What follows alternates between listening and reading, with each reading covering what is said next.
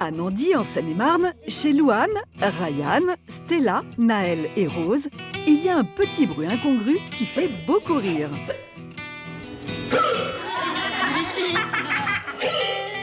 Il a le hoquet, je crois.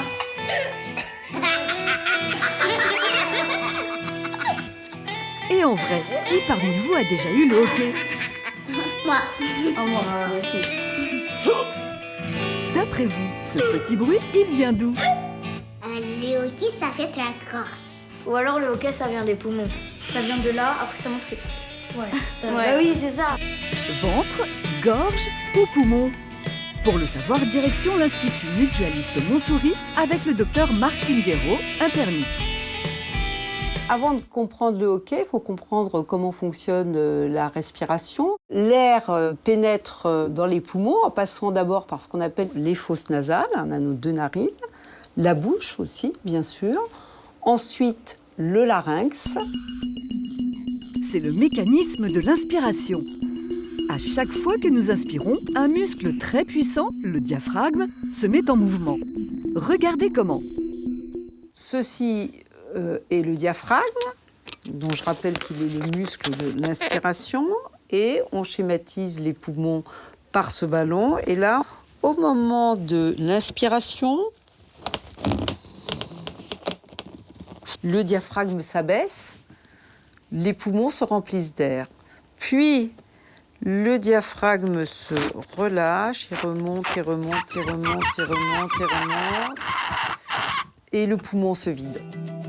C'est l'expiration. Mais parfois, le système s'enraye. Quand on a le hoquet, le diaphragme se contracte de façon spasmodique et totalement involontaire. Et à chaque fois qu'il y a une contraction du diaphragme, dans les millisecondes qui suivent, il y a une fermeture de la glotte au niveau du larynx. Le contact de l'air avec le larynx fait le bruit du hoquet. Ces contractions involontaires du diaphragme s'accompagnent d'une fermeture de la glotte située dans le larynx. Les flux d'air rapides font alors vibrer les cordes vocales et provoquent ce son caractéristique du hoquet. Personne n'y échappe. En revanche, le bruit n'est pas le même pour tout le monde. Je pense que plus tu grandis, plus tes cordes vocales elles changent. Du coup, le son est pas pareil. Parce que là, leur son est super aigu. Alors que moi, quand j'ai le hoquet, c'est pas le même hoquet que quand t'es tout bébé. Exactement, Louane. Tout comme notre voix est unique, nos hoquets le sont aussi. Mais petits ou grands, pourquoi avons-nous parfois des crises de hoquet? Moi, c'est quand je rigole beaucoup et après, j'ai le hoquet. Je fais... Des fois, j'ai le hoquet après manger. Un bon hoquet après le repas, c'est effectivement la situation la plus fréquente. Mais pour quelle raison? Réponse avec le docteur Sylvie Grimbert, gastro-entérologue. Lorsqu'on mange beaucoup, un repas copieux, surtout s'il est pris rapidement, quand on a tendance un peu à gloutonner, il se produit une dilatation importante de l'estomac, qui est brutale, qui va entraîner une irritation d'un nerf qu'on appelle le nerf phrénique.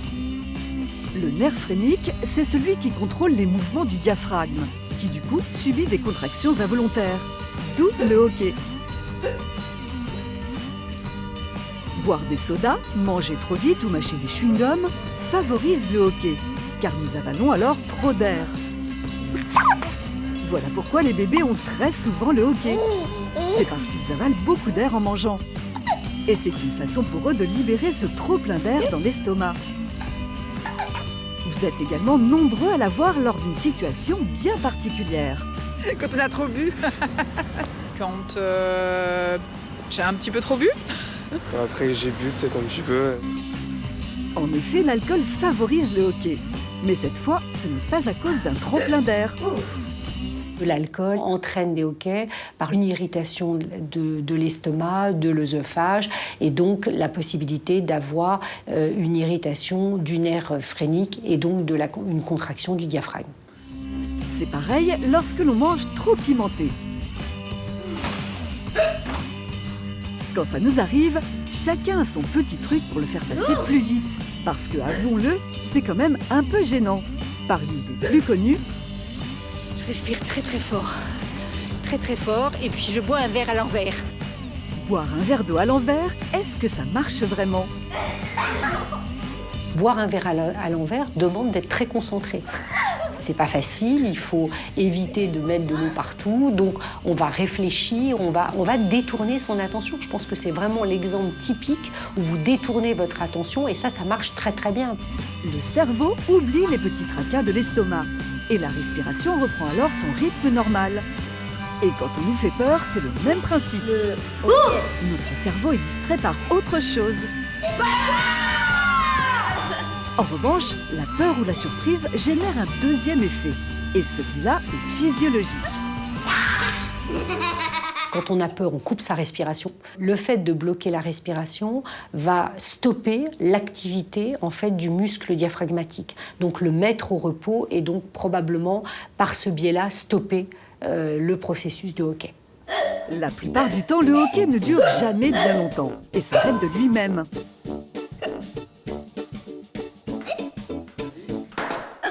Moi, quand c'est le hockey, ça dure 30 secondes. Pour moi, le hockey, ça dure 1 heure. Mais parfois, il peut durer très longtemps. Regardez cette femme. Elle souffre d'un hoquet ininterrompu, 7 jours sur 7, jour et nuit, et cela dure depuis 11 ans. Ah bon? C'est énorme. Les cas de hoquet chronique sont graves, mais très rares. Ils sont dus à une affection abdominale ou nerveuse. Si votre hoquet dure plus de 48 heures, n'hésitez pas à consulter un médecin. Même chose s'ils sont trop fréquents. Si vous avez une situation de gens qui, pratiquement à chaque repas, ont des hoquets, ça n'est pas tout à fait normal. Et ça mérite, à ce moment-là, une consultation, au moins auprès de son médecin traitant, voire éventuellement auprès d'un spécialiste, d'un gastro-entérologue, pour savoir si ce hoquet n'est pas la conséquence d'un problème œsophagien. Avoir le hoquet, le plus souvent, ce n'est pas grave. Nous avons soit trop d'air dans notre appareil digestif, ce qui envahit notre système respiratoire, soit une irritation au niveau de notre estomac. Et au risque d'être ridicule, vous savez désormais que les remèdes de grand-mère ne sont pas aussi farfelus qu'il n'y paraît. Dans la série des réactions incontrôlées de notre corps, difficile de ne pas évoquer les gaz, appelés aussi flatulences. Ils sont naturels et concernent tout le monde, mais n'en sont pas moins gênants. Comment notre corps produit-il ces gaz? Et pourquoi leur odeur est-elle aussi désagréable? E = M6 brise les tabous avec humour pour la science. Cet après-midi, Joao Philippe, sa sœur Eva Jewel et leurs amis s'amusent beaucoup avec de simples ballons. C'est comme ça que quelqu'un y pète.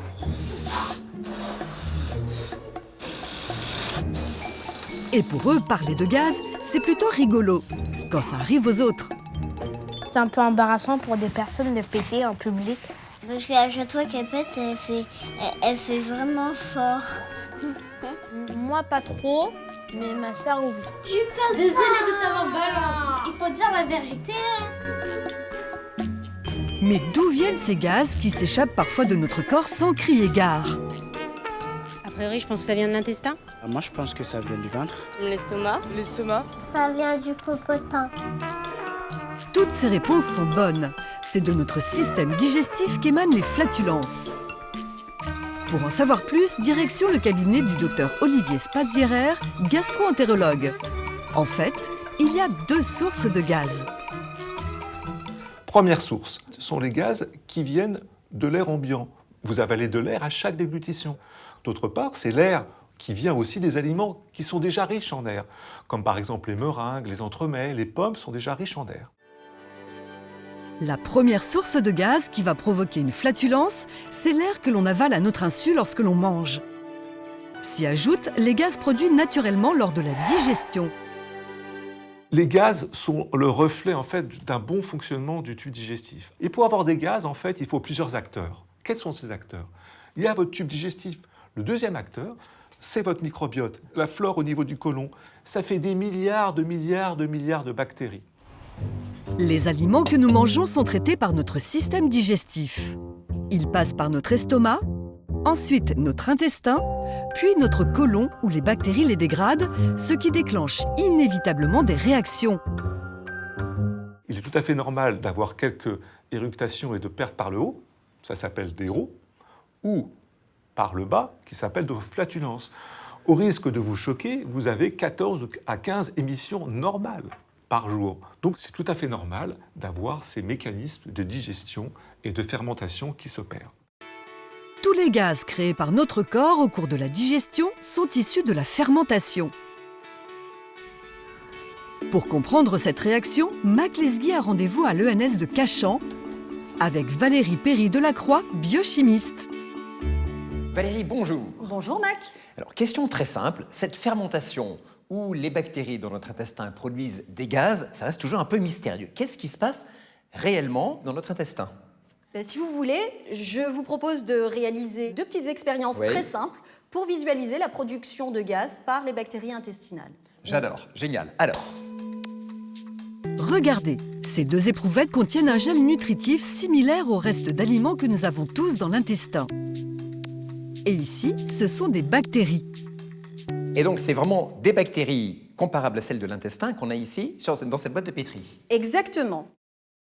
Notre spécialiste dépose ces bactéries bien au fond de l'éprouvette, où il n'y a pas d'air. Exactement comme si c'était le fond de notre intestin. Mac Lesguy fait la même chose dans le second tube.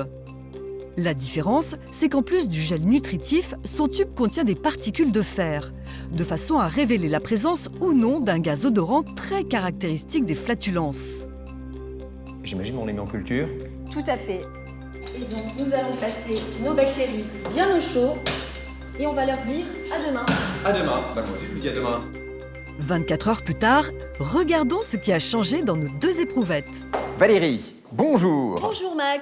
Alors, qu'est-ce qui s'est passé depuis 24 heures dans nos tubes à essai ? Eh bien, regardez Mac, nous avons les bactéries qui se sont développées. Et qu'est-ce qu'on voit en plus ? Je vois une bulle. Et pas qu'une, regardez, il y en a sur Je vois toute plusieurs bulles. la hauteur du tube, effectivement. Les responsables de ces bulles, ce sont les bactéries que notre spécialiste a introduites dans les tubes. Elles ont digéré les substances présentes dans le milieu de culture et donc on voit tout un tas de bulles sur la hauteur, alors de taille variable, ça dépend un petit peu de la quantité de bactéries présentes. Ce sont les mêmes bulles que l'on va retrouver dans notre intestin. Que ce soit dans ce tube ou dans notre intestin, lorsque les bactéries digèrent des particules alimentaires, elles dégagent du gaz. Voilà comment ils se forment dans notre corps. Est-ce qu'il y a des éléments qui favorisent cette réaction de fermentation et donc la création de gaz dans l'intestin ? Tout à fait, Mac. Selon la nature des aliments, notamment pour des aliments riches en fibres et fermentescibles, on peut citer le chou. En effet, les choux ou les haricots blancs, par exemple, ont du mal à être assimilés par l'intestin. Et ils vont fermenter dans le côlon sous l'action des bactéries du microbiote, qui vont produire beaucoup de gaz en les digérant. Il est bien sûr déconseillé de diminuer sa consommation de fibres.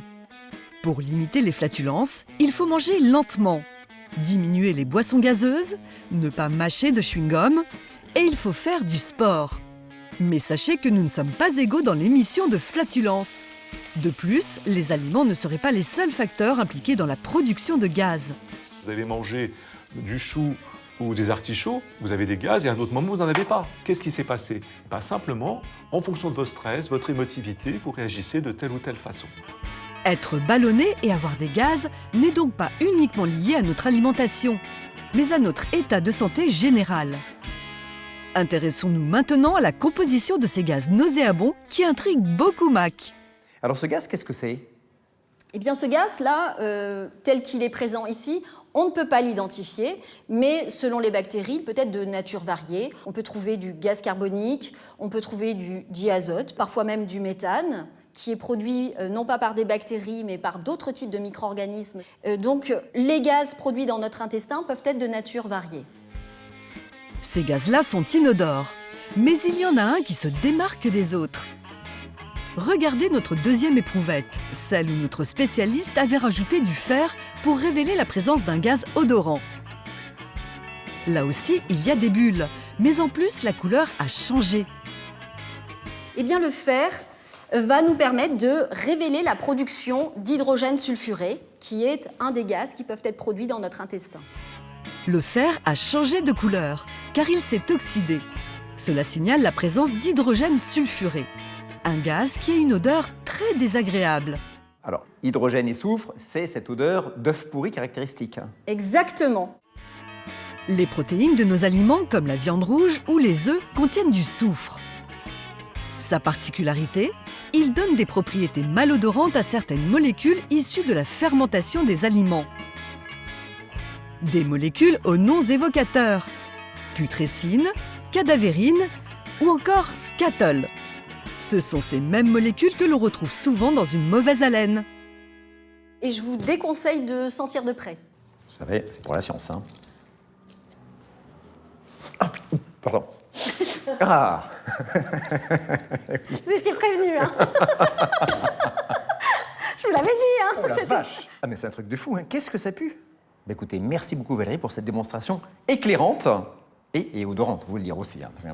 Exactement. Vous l'aurez compris, avoir des gaz qui ne sentent pas très bon, c'est normal. C'est même le signe que votre système digestif fonctionne bien. N'est-ce pas les enfants? Et des fois, un jour j'ai pété, mais c'était chez moi. Des fois, ça fait du bien. Il n'en reste pas moins qu'avoir des gaz quand on est en public, ce n'est pas très agréable. Alors, se retenir, est-ce mauvais pour notre santé? C'est pas gravissime de se retenir. Il va y avoir une accumulation de gaz qui va se produire. Il y a des gens qui ne supportent pas du tout la distension. Il vaut mieux avoir des gaz plutôt que de souffrir horriblement de douleur abdominale. Joao Philippe, lui, a trouvé la solution. Et moi, des fois, si j'ai envie de péter en public, je fais un peu silencieux. Et après, ça fait très mauvais. Notre corps, notamment notre système digestif, est une petite usine qui tourne à plein régime. Et forcément, il y a des gaz qui s'échappent. Si ça vous arrive, rassurez-vous, c'est peut-être aussi le cas de votre voisin.